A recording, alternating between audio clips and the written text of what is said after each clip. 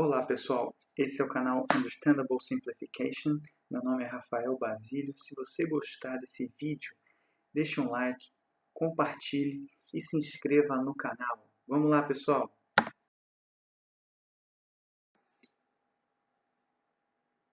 Bom pessoal, a gente tem aqui hoje o chamado momento de inércia, né? A gente viu em aulas passadas que a definição do primeiro momento de área. E hoje a gente está diante da definição do chamado segundo momento de área. Ele também é muito mais conhecido como momento de inércia, mas ele é o segundo momento de área também. Tá? Então, o conceito seria basicamente semelhante ao primeiro momento de área, entretanto, agora a gente tem a contribuição da distância que o elemento infinitesimal se encontra. Essa contribuição agora é ao quadrado. Né?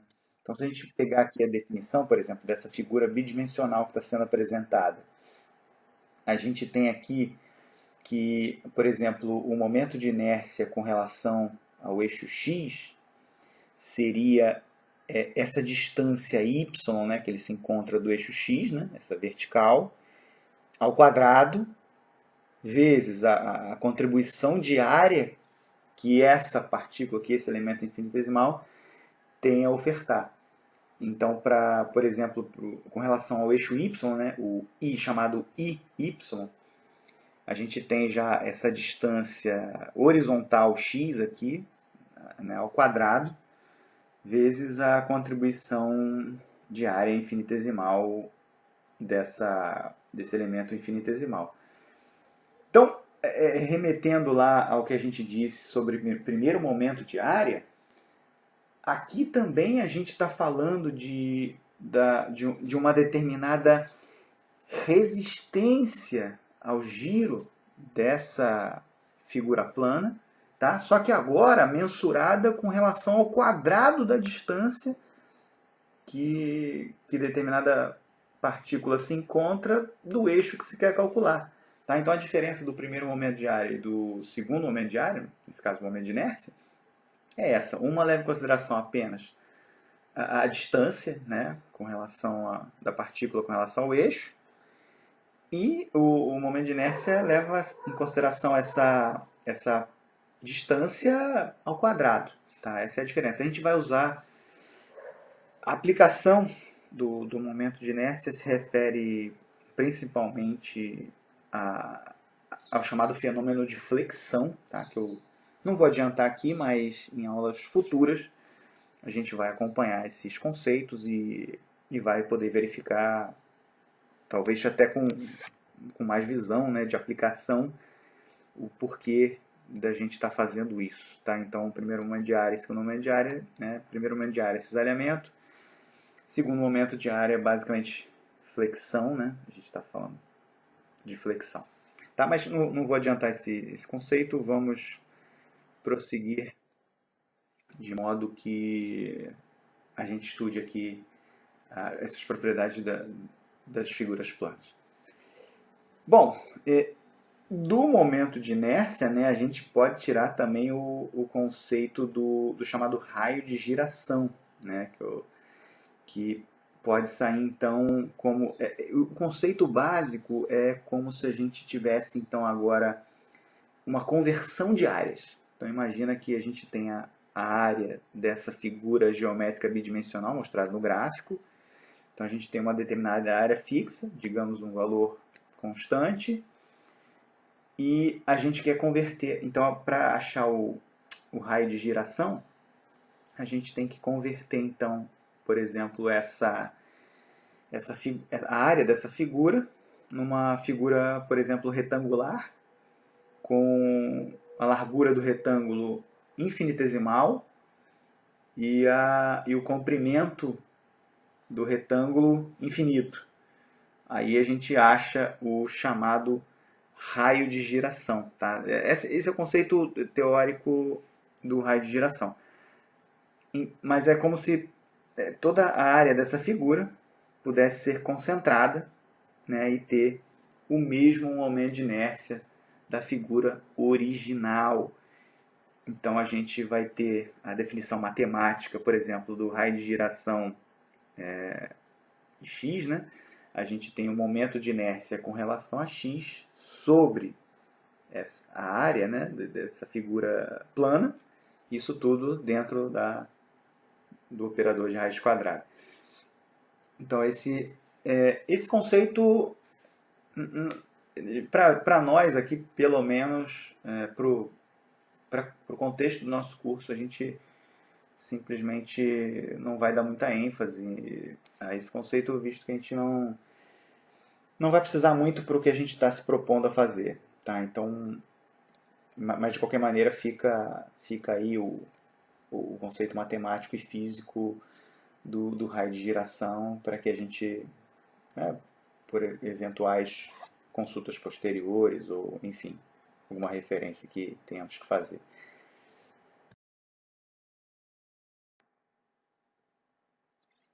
Bom, e aí, quando a gente precisa obter, por exemplo, esse momento de inércia com relação a algum eixo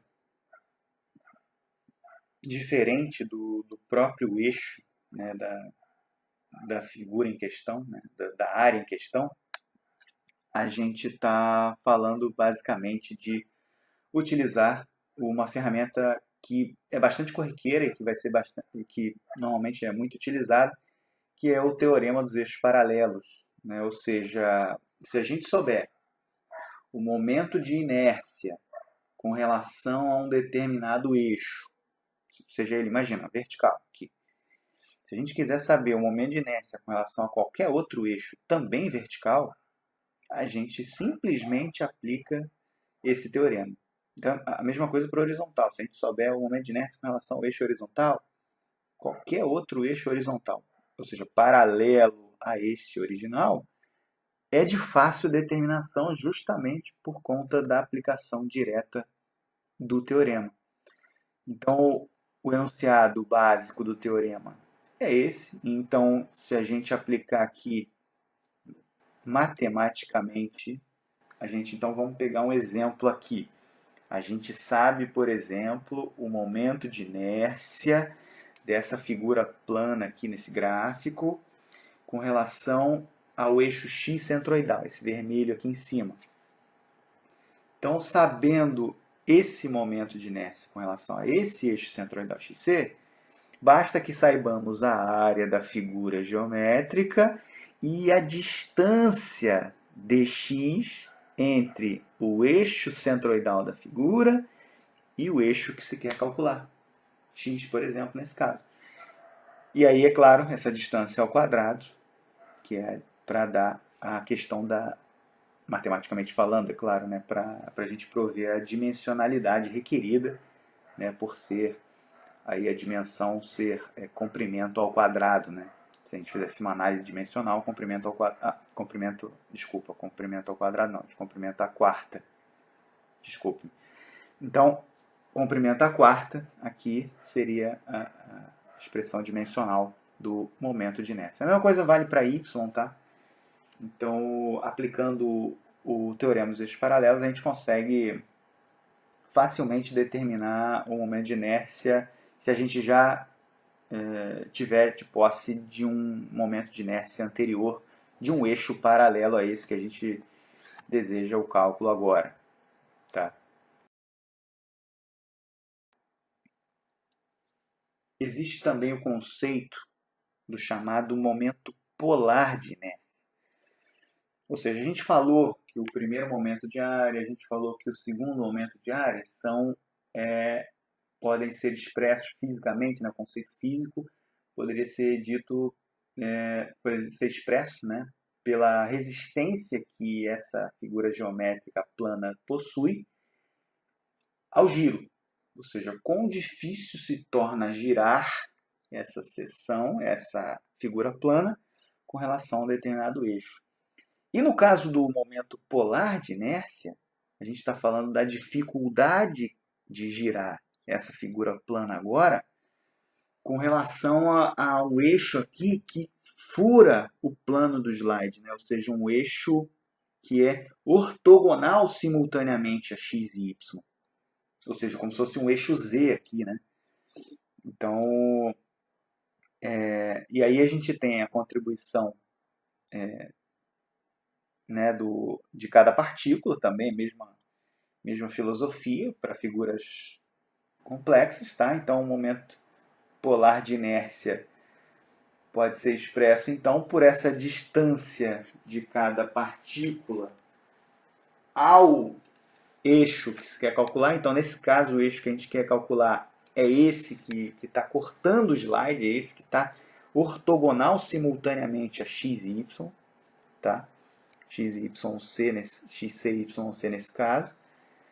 Tá? Então, essa distância ao quadrado vezes a contribuição diária de cada partícula, né? Isso numa integral, então a gente faz a contribuição global e encontra o momento polar de inércia, ou seja, a resistência ao giro que uma determinada figura ou seção transversal possui com relação ao eixo que passa aqui ortogonal agora. Então é o giro no sentido, né, de torcer.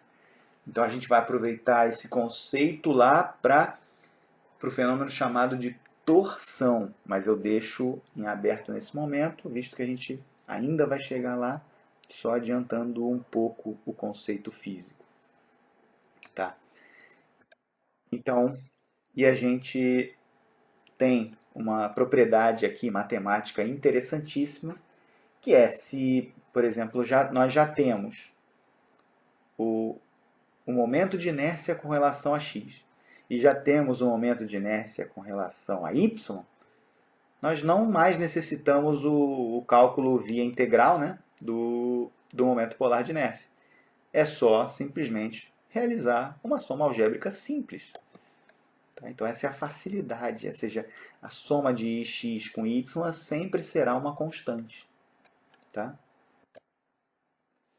E além disso, aplicando, a gente, né, no caso do momento polar de inércia, a gente também consegue aplicar o teorema dos eixos paralelos, de modo que se nós soubermos aí o momento polar de inércia com relação a, por exemplo, um eixo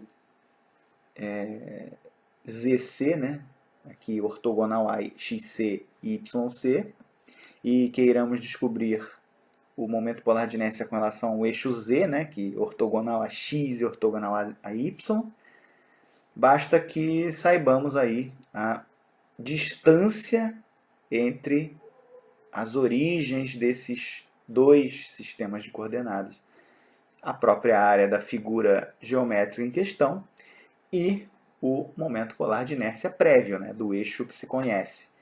E aí fica fácil descobrir o momento polar de inércia com relação ao eixo que se quer calcular. Tá? Então a gente pode aplicar essas duas regras, né, finais aqui de momento polar de inércia para simplesmente facilitar bastante os cálculos posteriores. O conceito também de produto de inércia, então isso já remete ao grau, isso é muito importante, né? Isso remete então ao grau de assimetria dessa figura geométrica plana no que se refere a determinados eixos. Tá? Então, essa é uma quantificação da assimetria dessa figura geométrica com relação aos eixos. Então, ela é dada tanto pela distância x e y, né, de um determinado elemento infinitesimal, e a contribuição de área infinitesimal desse elemento infinitesimal. Tá? Então, por exemplo, se a gente tem que a coordenada desse elemento infinitesimal, uma delas, por exemplo, seja zero, ou seja, esteja colocada exatamente na interseção de algum dos eixos, o produto de inércia basicamente vai zerar. Se a gente tiver, claro, o centroide, ou seja, o centroide dessa figura geométrica plana coincidente com algum dos eixos, né, a gente então vai ter esse produto de inércia como sendo zero, ou seja, um grau de simetria agora existe, portanto o produto de inércia será nulo. Então, quando houver simetria com relação a um determinado eixo, produto de inércia zero, produto de inércia nulo. Qualquer assimetria, produto de inércia igual a uma determinada quantidade a ser calculada. E a mesma coisa pode ser adaptada para o produto de inércia, né, o teorema dos eixos paralelos, só que agora com as duas distâncias, né, claro. Então, se a gente souber o produto de inércia com relação a determinados eixos, um determinado sistema de coordenadas, basta que saibamos aí a distância desses eixos aos novos eixos, D1 e D2, por exemplo, nesse caso, e a área da seção transversal ou da figura plana em questão, tá? E a gente pode aplicar então o teorema dos eixos paralelos também para o produto de inércia. Agora, quando existem situações em que a gente vai ter a figura plana rotacionada no que se refere com referência aos eixos, ou os eixos rotacionados, né, em referência à figura plana. Então, nesse caso, a gente tem, por exemplo, com relação aos eixos, a gente tem os momentos de inércia vão depender basicamente da posição da origem, é claro, aí sim, e da própria orientação dos eixos, ou seja, a distância, a posição da origem se refere às distâncias. E a orientação dos eixos também, aí vai variar, vai fazer com que a distância varie. Então a gente está falando, na verdade, de translação e rotação. Tá? Posição da origem, translação. Orientação dos eixos, rotação. Tá? No plano. Isso falando falando de uma figura bidimensional né, por conta de ser uma propriedade área. Né? Bom, no que se refere aí à orientação dos eixos, né, então imagina que os eixos, o sistema de coordenadas era x, y, e agora esse sistema, né, foi rotacionado de um ângulo θ, e aí é claro, o sistema de coordenadas x1 e y1 também possui lá os 90 graus de um eixo com relação ao outro, tá, normal. Só que agora, essas distâncias que eram x e y, agora são x1 e y1, né, por conta dessa rotação de θ, né, como se a gente tivesse rotacionado, né, no sentido anti-horário aí, esse sistema, tá?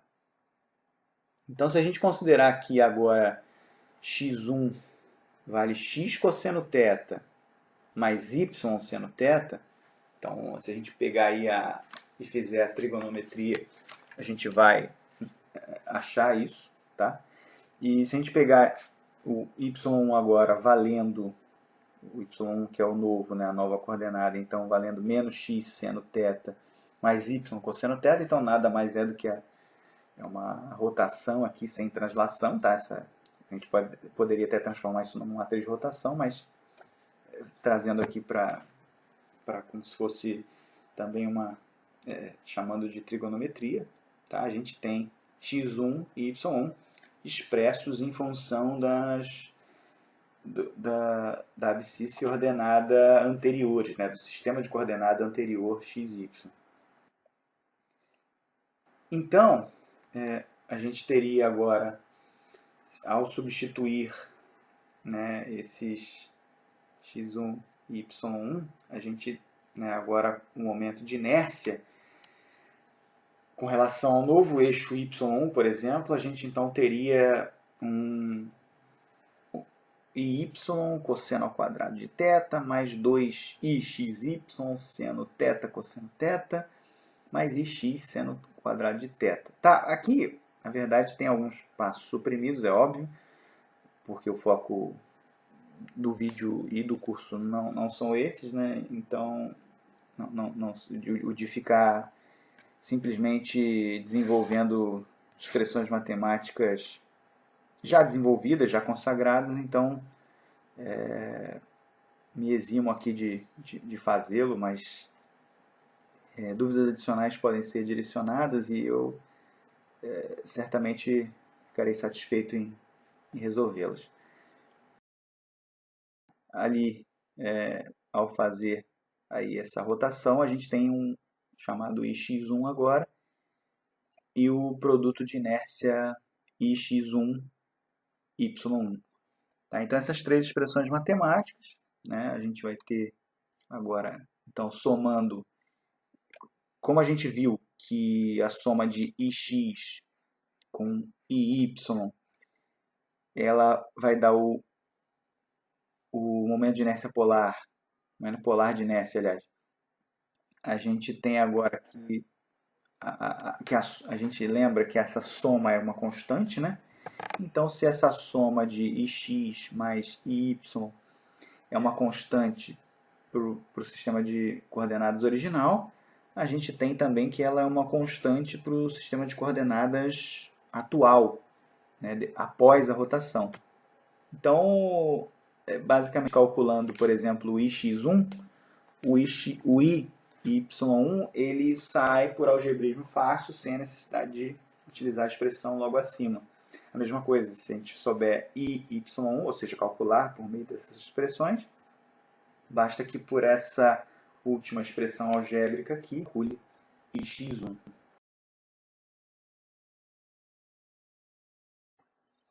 No tópico anterior, né, então, se a gente olhar a rotação dos eixos, associado à rotação dos eixos, né, então, olhando aquelas expressões, a gente pode perceber que se a gente olhar um determinado ângulo, né, esse determinado ângulo, existe um determinado ângulo então que provê os momentos de inércia máximos e mínimos, ou seja, dependendo da orientação, da rotação do eixo novo com relação ao eixo antigo, a gente tem a maximização do momento de inércia ou minimização do momento de inércia.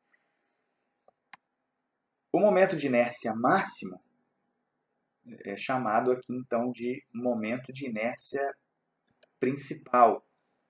Então, para achar esse determinado ângulo que maximiza o momento de inércia ou minimiza o momento de inércia, a gente simplesmente pega lá aquelas expressões e vamos realizar aqui uma derivada com relação ao ângulo, tá?